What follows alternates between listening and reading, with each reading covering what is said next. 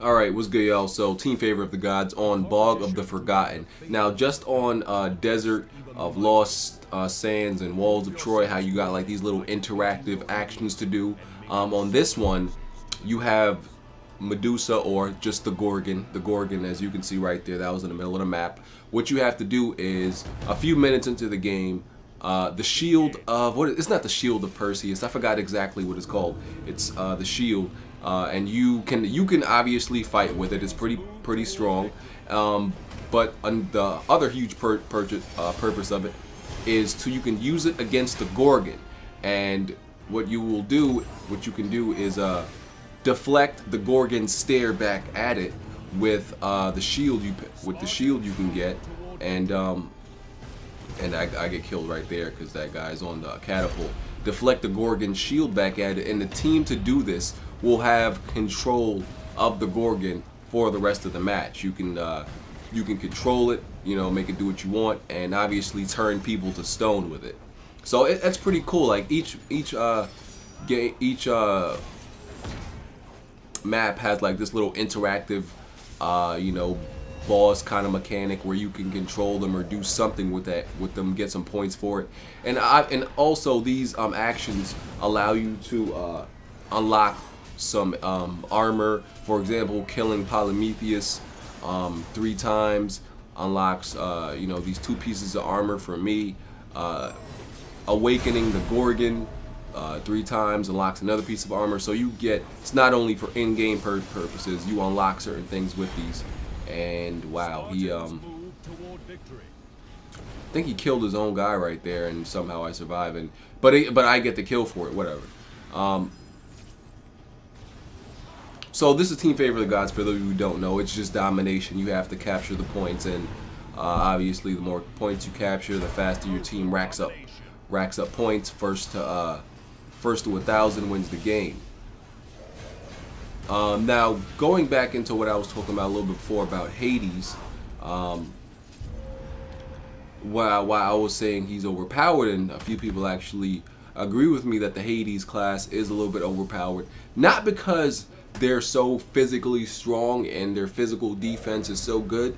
It's more because for one thing, their magic, their magic is very has a lot of invincibility frames. Little pussy ran away. Oh, he's about to die. It's over for him. I don't know why the hell I didn't hit him.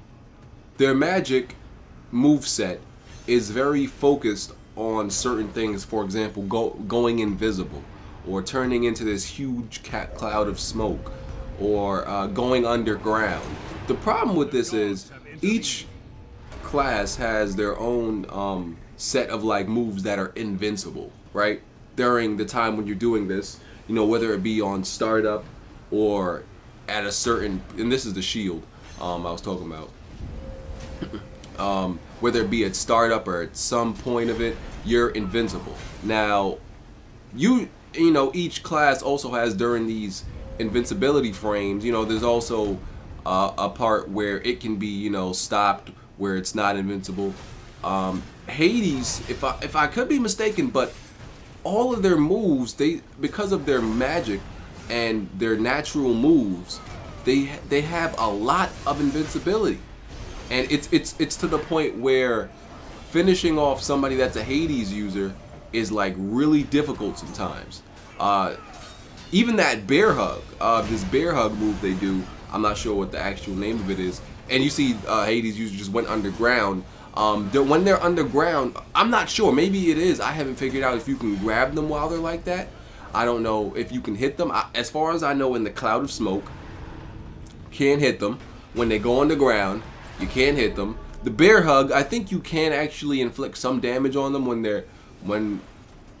the bear hug, but you can't actually stop the bear hug. I think that's a pretty invincible move. It pretty much has very high priority, in which it goes through just about everything. And I'm about to activate Awaken the Gorgon right now. About to deflect and stare back at him. Gorgon awakened, and now that move actually turned our enemies to stone, it does a mass stoning, and but of course they can break out of it by pressing the correct button prompts. And I need to get the fuck out of there, because that guy just took all my health down with that catapult. But yeah, as I was saying, they just seem to have a huge amount of just invincibility on a lot of moves, and it really becomes annoying because it's like a lot of the times you can't hit them, or they escape because of their moveset has a high level of escapability. It just seems something like that. Of course, people behind Hades, people would definitely say that it's Zeus that's overpowered because